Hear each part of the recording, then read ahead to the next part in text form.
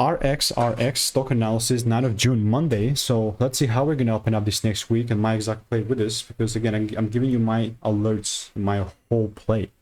And as the only guy in the space that has actually done this for 41,000 videos over 5 years, like literally it's everything is documented. You can check it out, watch every single one of my analysis on RXRX. And people that have been watching it, they're just like nodding their head now that when they're watching this, but it's been just very straight up. I got these two predictions.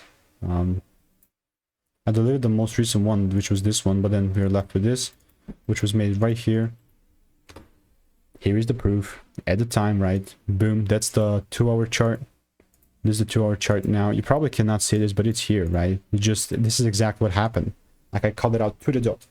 And that being said, only if I see some sort of a little break, I'm still going to keep moving with it, but I have previous receipts in the Discord just to let you know. And if you do want to learn how I'm making 5-10K per month trading, click the first link in the description and you do get my free emails. Goodbye, Ninja.